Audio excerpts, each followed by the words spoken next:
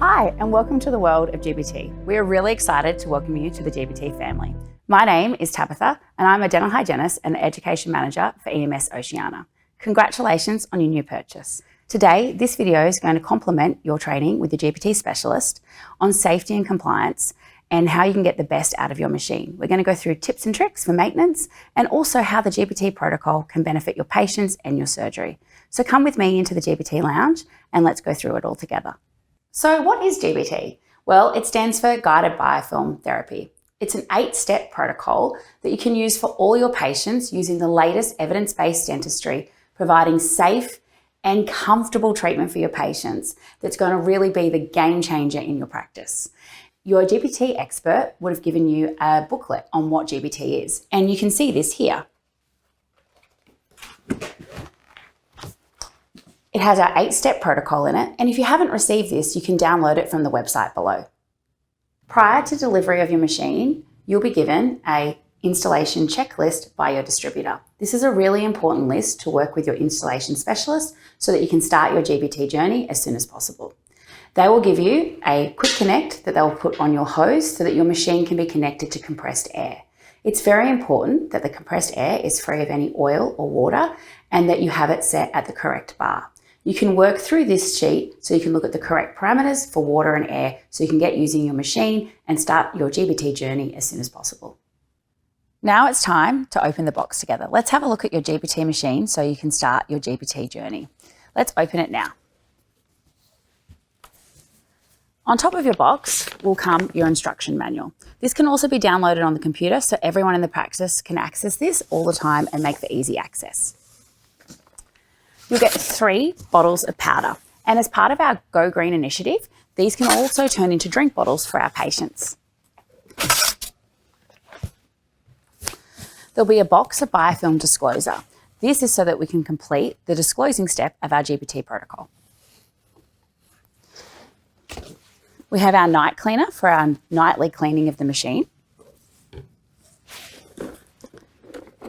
And we've also included, as a new initiative, some GBT tools so we can start with the training in practice before you start on patients. We have our cords for your technician to apply the quick connects to so that we can start our air and our water. We have both our water bottle and our nightly cleaning bottle that we can put our night cleaner into so that we can do our daily maintenance of the machine. Our Bluetooth foot pedal, cord so that we've got electricity. We have batteries for our pedal. It's really important that you always use lithium batteries in your pedal. This is stated on the bottom. We have provided you with lithium batteries, but when you replace them, please make sure you only use the lithium batteries. We have 1 bottle of the classic powder, and this is what we call our sometimes powder. We're not going to use this powder very often, and we'll talk more about this in the clinical setting. We have our Peas-on box, which you will receive your Peas-on handpiece. You'll receive 3 Peas-on tips, and we will receive our light guides. We'll also go through this more in detail as we move along. Next, we have our Flow box. So this is where our Max handpiece is. We have our Easy Clean, we have replaceable filters, and we have some rechangeable O-rings as well. Our next box is our PerioFlow box. This is where our PerioFlow handpiece is. We have 20 PerioFlow nozzles, and we also have our new PI Max instrument. Then, the really exciting bit, you'll get your new machine.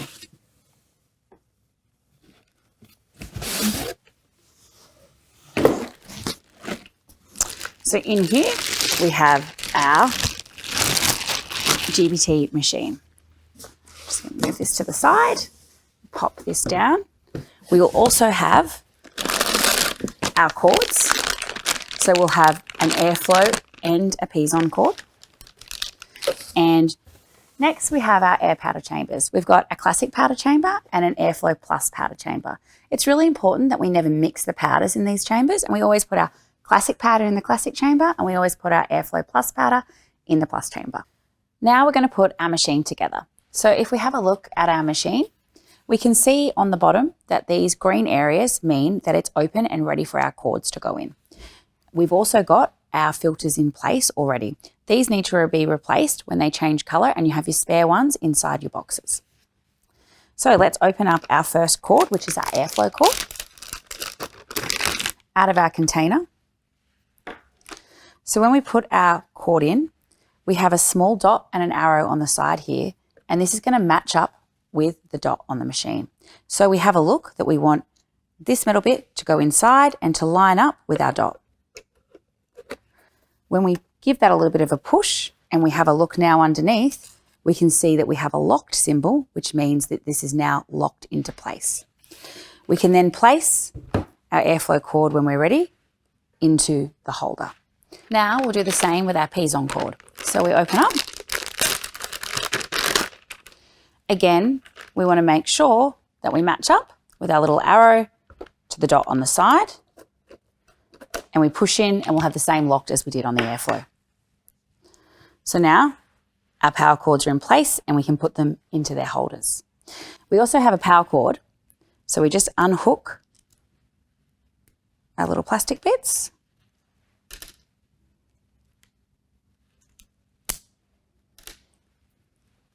And this is going to go underneath into our machine, into the power section,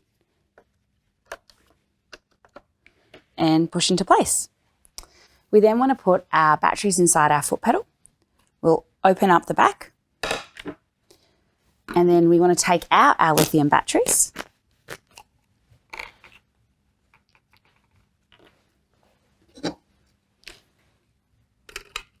Following the pictures on the back. And then we just place it back in. And we're ready to go with our machine. Next step is we'll set up our station and then we can put them together. I always recommend that you purchase a Station Plus with your Airflow Prophylaxis Master. Now we're going to unpack the Station Plus. To start with, you'll get your assembly quick guide so that you can put your station together with it. Along with that, there'll be another box inside here that will have your station shelf.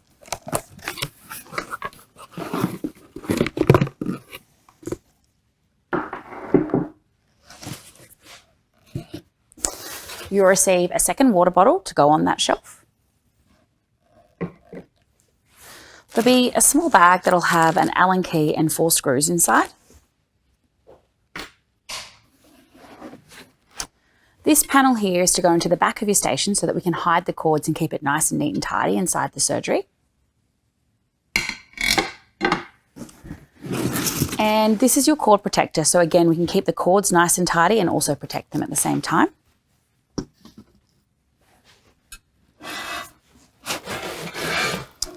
We'll then have the top part of your station, and we'll just clear a little bit of space and we'll put this here.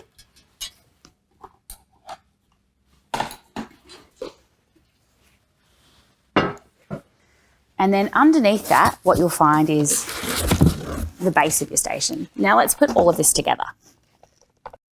Put your top half of your station on upside down so you can see where you're going to put your screw holes into. We're then going to take the base of our station and flip it up, and we're going to marry it up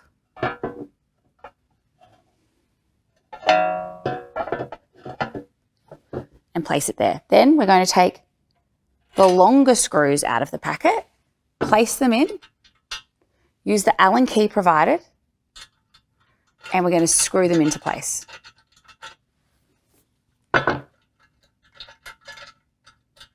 So with those 4 screws in there, we can now turn this around again and we can put our station shelf on. So all 4 screws are screwed in. We'll flip this around. Make sure your wheels are locked while you do this next bit so it's not rolling around on you. We can just do that by pushing those down. And then we can take our station shelf. This is when we're going to use our remaining 2 screws, which are the smaller screws. And we're going to use our Allen key. First, what you want to do is take your 2 lines for your air and water and place them through the little hole that we have here. So they're out of the way and through, because we need them to the back to connect to our machine. We're then going to hold this into place, and we'll use our screws at the back of the machine, lining this up, Place both screws in before you tighten, so you've got them both lined up. And then we can use our Allen key to screw them into place.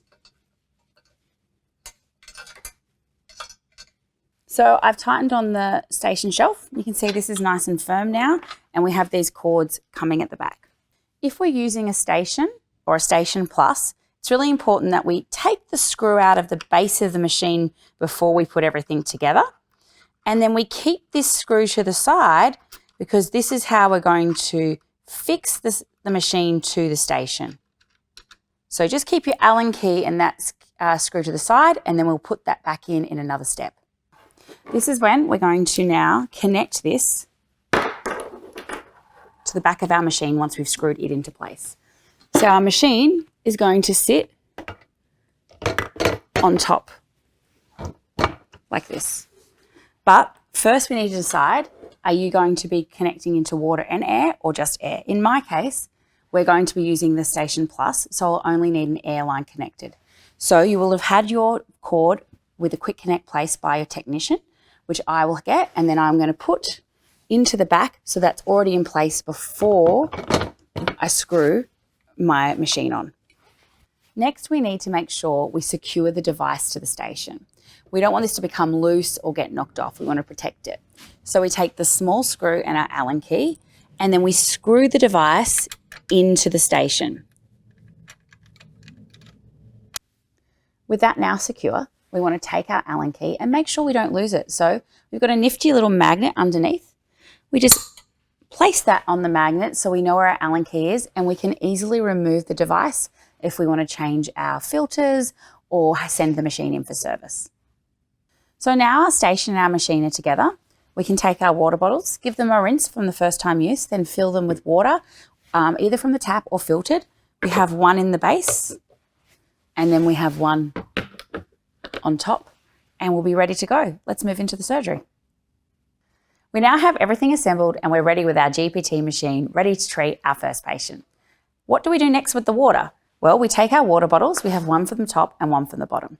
It's recommended by EMS that you either use filtered water or a good quality tap water. We take our lids off and we fill them to the top. We screw our lids back on, and then we place on the top and on the station at the same time. At the end of every day, it's really important that before we do our night cleaner, we take our water bottle off, we take our lid off, and we empty out the excess water, and then we leave this bottle out to dry overnight.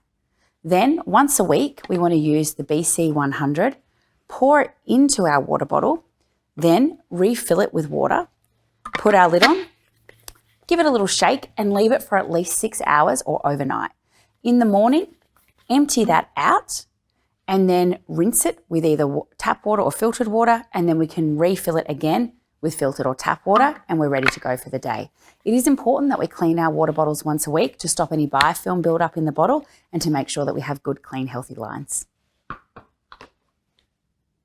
The next step to get started is to fill up our powder chamber. So, like we said earlier, it's really important that your chamber matches the powder that we're using. So for GBT, we always use the plus powder, and we'll always fill the chamber with the plus powder. Our new powder is in a drink bottle that we can give to patients, and it's all been packaged in environmentally friendly recyclable packaging. We pull out our bottle, we have our lid, and we have our pourer. It has a foil top that we remove for the first time of use, and then we can screw in the pouring.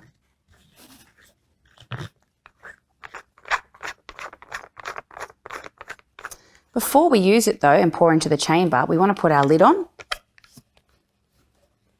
and give the powder a good shake. Once we've shaken this, we can take the lid back off, and then we're able to pour into the chamber.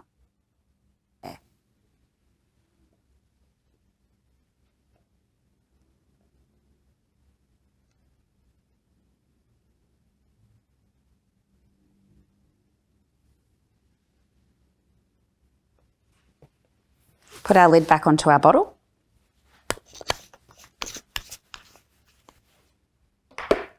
And then we put our lid back onto our chamber. Again, giving it a little shake, making sure that we're fluffing up that powder and then we place it back into its bottle. What you want to make sure though is that when we're routinely filling up this bottle, that we're not getting powder all onto the top of the lid here. So if you do, just wipe it down with a tissue or blow it with the air of your triplex to make sure that that's all nice and clean. Now let's get our machine working. Let's start with turning the machine on. There's our power button on the top. We'll see it all turns on now. To engage our chamber, we will press the button in front, which then pressurizes the chamber for us. In between patients, before we've taken the handpiece off, we disengage our chamber and it will flush the cord out. But we'll re-engage the chamber now. We want to make sure our settings on the side is what controls our water. This is where we want to have it always on 10. For our control panel here, we want to run our finger into the groove to actually change the numbers. When we're looking at power for our airflow side, I usually work between 3 and 5, but the majority of the time I'll have it on a 3. It's the same for the piezo. Once we have set that, we don't have to change it for every patient. We just change it when we want to. However, when I put my PeriFlow handpiece on, I move my power up to 6 and I want to work on that as a minimum. What we want to do when we first get our machine is set the temperature. We don't have to do this between every patient. Once it's done, it's set, and we probably only need to redo this again once your machine's been sent for service. But we want to hit our 0 and our 10 at the same time. You'll see this light up. On the purple-pink section, this shows us the temperature. When we put it to the maximum 4, this has our water heated to 40 degrees. This is where I keep it all the time. On this side with the green buttons, this controls the sound of your buttons. You can have that wherever you want. Once you've set that, we press our on-off button, but in this stage, it's the save. And then that saves the temperature. We don't have to keep doing that all the time. Like I said, we just do it on installation or after service. So I now have my machine set to 3, I'm ready to airflow, my water is set to 10 on each side, and I'm ready with it to heat as well. So the next step is to get our handpieces ready. Now these will have been pre-autoclaved and we will remove them from their autoclave bags before we would use them. We would take our piezo, which has been autoclaved in 3 pieces, and we would have our light guide and our metal tip for our LED piezo handpiece, and for the non-LED handpiece, you will just have the metal tip. So to begin with, we put our light guide on, and then we take the metal tip and we screw it on. We then place this looking at how the handles look, and then we make sure they fit together, and we can place that back into the holder. We then take our no pain PS tip and we screw this onto the top. Now what's really important with this is that when we put our instrument on, we're not taking it to the side, we're not screwing too hard. So we put this directly on top, and then we finger screw this on, and we just gently screw it until tightened. We don't use a whole death grip hand screw there, just a finger screw. And then that is ready to go. With our autoclaved Airflow Max handpiece, we take this and we place it onto our airflow, click it on, and we're ready to go. Now let's talk about reprocessing. So when we put our handpiece back into the holder, we want to make sure it's pointing down. We then want to disengage our chamber by pressing the button. This will then purge the line and the handpiece. Then when we take the handpiece off, it's really important we don't pull on the cord. We hold here and we just remove. We would then put this in our tray and move into the sterilization room. Once in the sterilization room, we would take our Easy Clean and our syringe. We've pre-filled this with water here, but in there you can just pull that up and fill that with water. We then place this in the base of the handpiece, and into the sink, we push the water through. Once we've done that, we want to use some compressed air to dry the handpiece. If you have a triplex syringe inside your sterilization room, you can use that, or you can buy compressed air in the can. We want to place it on the front, and we also want to place it in the base and blow some air through. This is then considered dirty and would stay on your dirty bench inside the sterilization room, along with your Easy Clean and your syringe. The handpiece can then be dried off and placed inside an autoclave bag and then autoclave as per your sterilization process. Now let's process our piezo handpiece. So we're going to take this off. Again, never pull on the cord, pulling here. Open up. we want to make sure we unscrew our CombiTalk, and this will be bagged and autoclaved. We want to make sure we take apart our Peas-on handpiece. So we unscrew the top metal piece. If you have a blue ring handpiece, a non-LED light, then we would autoclave them together like this. If you have an LED no pain Peas-on handpiece, then you would make sure you remove the light guide, and then you would autoclave all three of these inside a bag, inside your sterilizer together. Let's talk about monthly checks. We want to have a look underneath the machine, have a look at our filters once a month, like I showed you, where they were in place when we were putting the machine together. Once they discolor, we need to replace them with the filters supplied. We then want to check for our O-rings. We have O-rings on both the airflow and the Peas-on cords. We want to look to make sure they're not frayed, or there's any damage, or they're broken. There are spare O-rings in your pack, and you can remove these with tweezers and then replace that on. And we also check the O-ring on our airflow cord as well. Let's talk about cleaning our machine. So in between patients, we want to make sure that we clean all of the surfaces of the machine. We want to use a pH neutral medical grade detergent wipe. What's really important is that we don't use a hospital grade. This is way too harsh on the plastics of the machine, so we need to be very careful that we're using the appropriate wipes. We want to make sure we wipe all surfaces of the machine, but especially when we're wiping our airflow cord, we want to make sure we start with clean gloves and we can touch here and then wipe down, and we don't get any of the detergent wipe into the actual cord. That's really important. Once a week, we want to make sure we take a damp microfiber cloth and then we wipe down the machine to stop any residue from the detergents building up.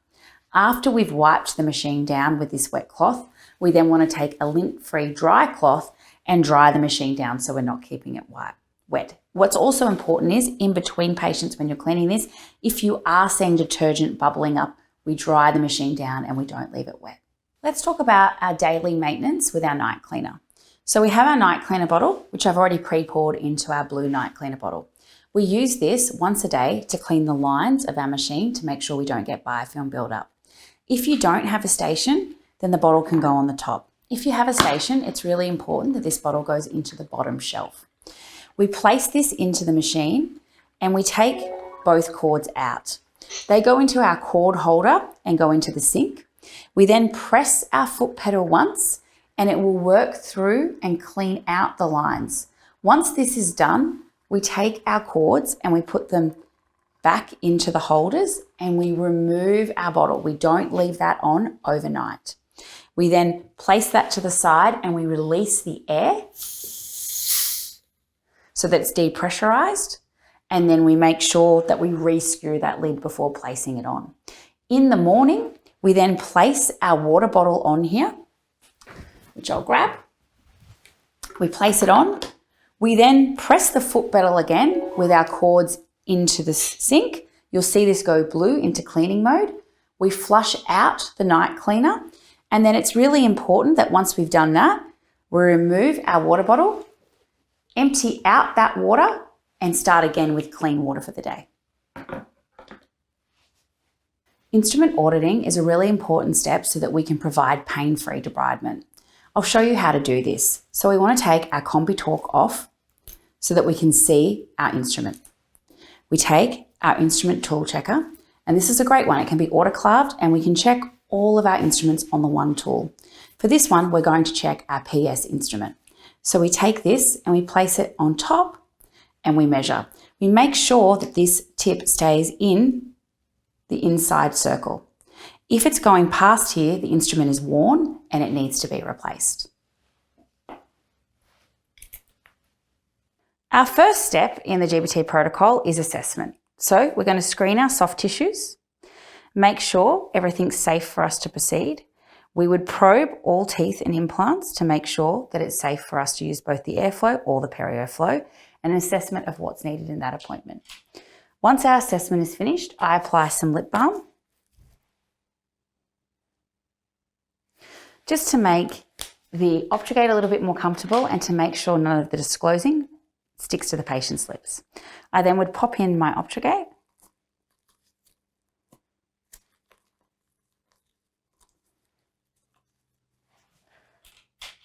And then I would use my biofilm disclosure pellet. And I want to make sure I apply this to all surfaces of the teeth. So we want to go all along the buccal,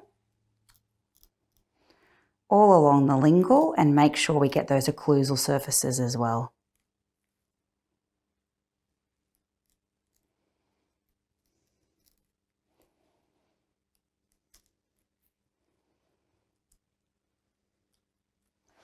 We then want to rinse that off. We can use the Airflow Max handpiece on a setting of 0 so that we have warm water, and then we can rinse off the disclosing.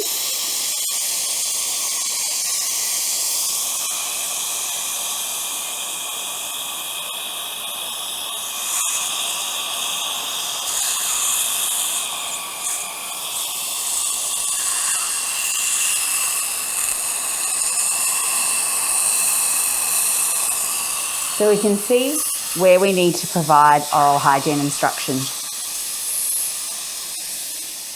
Once we have disclosed, we can then identify and do a risk assessment of the biofilm in the patient's mouth. If we have pink biofilm, this means that it's new bacteria. And if we have the purple, this means that the biofilm's been there for more than 48 hours. Once we've done this, we can sit the patient up and give them comprehensive oral hygiene instructions so that we can make sure that we're motivating the patient and obtaining health for life. Our next step in the GPT protocol would be to airflow the mouth. I would put my water on 10 and I would have my airflow on between 3 and 5. What's really important is that we make sure we have a light grip, a modified pen grasp with our airflow handpiece, so that we can move and swivel the handpiece around in our hand to change angles and remove all of the biofilm.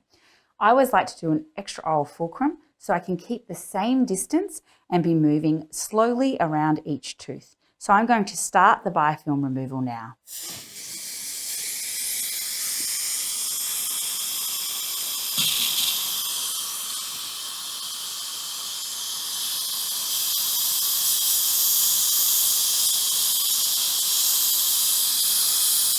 I want that pointing down towards the gingival margin and moving up in small sweeping motions, going nice and slowly, making sure we're removing off all of the biofilm. If we move too fast, it'll make you need to go back and do it again. If we move at a controlled pace, we're able to be faster in the long run. Just open a little bit, Blaine. Yeah.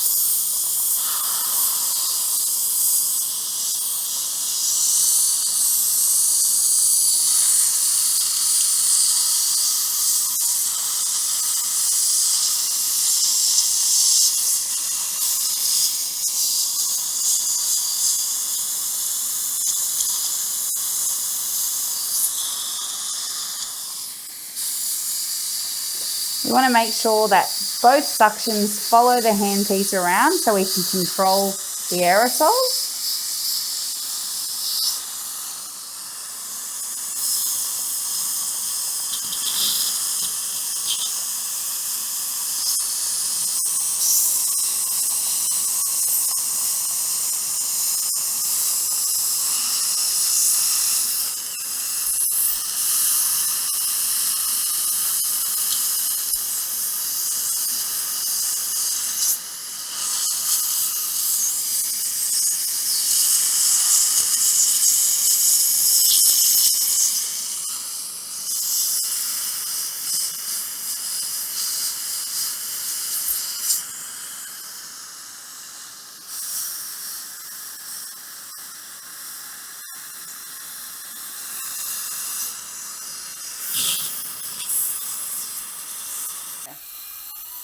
A question I get asked a lot is how do I do this by myself? So you can see now I don't have my assistant and I'm holding the suction myself. I'll balance the low volume suction here so it catches all the pooled saliva.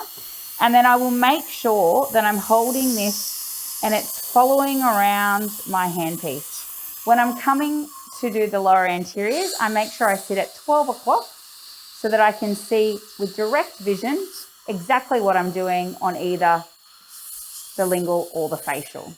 When I want to do the uppers, I would hold my suction if I didn't have a mirrored suction, and I would just airflow without looking, and then I can come back with a mirror and I can make sure that I've removed all of that.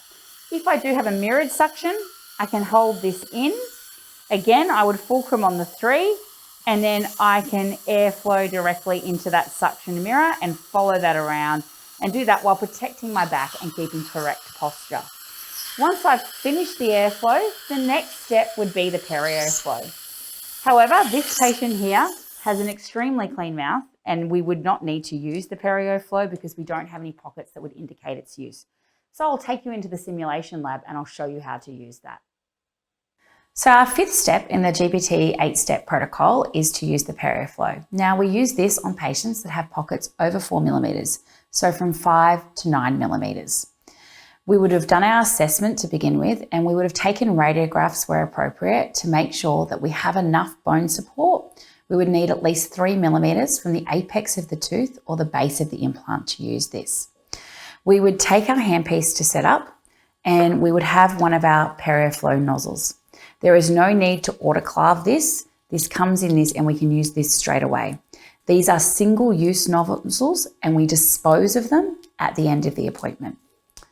We place it, and what's really important is we always come in from the top of the handpiece, making sure that the nozzle is up the right way with the smaller part of the back going in. We push it in, and then we would give it a press on the back of your tray to make sure that's flush at the back. This can then be placed on your airflow cord. I'm going to demonstrate this today on our perio flow tool, which you'll get on your new machine, so you can practice this before you use it on a patient. There are some contraindications of use when using the perio flow handpiece. So like I said, we need to have that attachment, and we'd be using it in pockets between 5 to 9 millimeters. We wouldn't use it if there was any suppuration present. Now that doesn't mean if the patient has suppuration we can't use it at all, but we wouldn't use it in the tooth that has suppuration. We also wouldn't use it if there was profuse bleeding.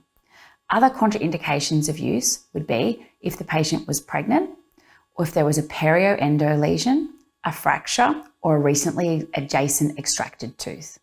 Once we've assessed that it's safe to use, then we would make sure that we had a look at the area, we had our perio chart up so that we could follow it, and then we would insert our perio flow into the pocket that we wanted to use it. Another really important step when we're using the perio flow is that we always only use the plus powder. As part of the GBT protocol, we use plus powder only in all of our steps. Once we have our plus powder in and we've turned our power up to 6 and our water is on 10, we can then have a look at our perio chart and see where it's safe to use this. We then want to go to the area and we insert. We then activate our foot pedal once it's inserted. Once we've activated, we then want to move the perio flow nozzle up and down in a vertical oscillation. It's important that we do this for at least 5 to 10 seconds. A tip I like to do quietly in my head, but I'll do it out loud for you today, is I say 1 100, 2 100, 3 100, 4 100, 5 100, 6 100, 7 100 as I'm using that. As we're removing the nozzle, we should keep using it in a vertical oscillation so that we're cleaning right up either the side of the implant or the tooth as we're removing it, and then we deactivate just as we remove the nozzle. We would then go back into the next site and we would repeat the process. We would use this for as many sites as there are pocket depths that indicate its use. We would also make sure that we don't use this nozzle after 20 sites. We would then need to replace the nozzle with a new nozzle, as we can't control the size of the little holes there when we reuse it after 20 sites. So please make sure you replace that. If it's under 20 sites, we can just use the one nozzle. Then we remove the nozzle at the end of use. And then I dispose of this in my sharps container. We remove our handpiece like we do our airflow handpiece. And then we would follow the same protocols for flushing it out as we did with our airflow handpiece in the previous video. The next step in our GBT wheel would be to use our no pain P-Zone technology.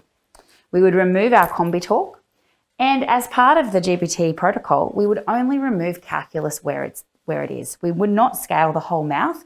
We just go in and spot remove.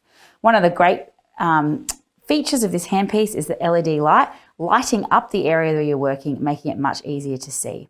It's important that we're always adapting the last 1 to 2 millimeters of the tip and using the lateral side.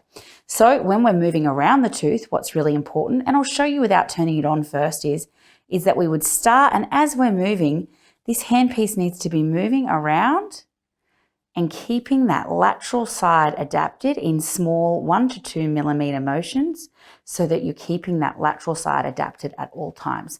I'll now clean one tooth for you and show you how that works. So we'd activate with our foot pedal. We would keep that lateral side adapted, moving in very small 1 to 2 millimeter motions, keeping that lateral side adapted at all times.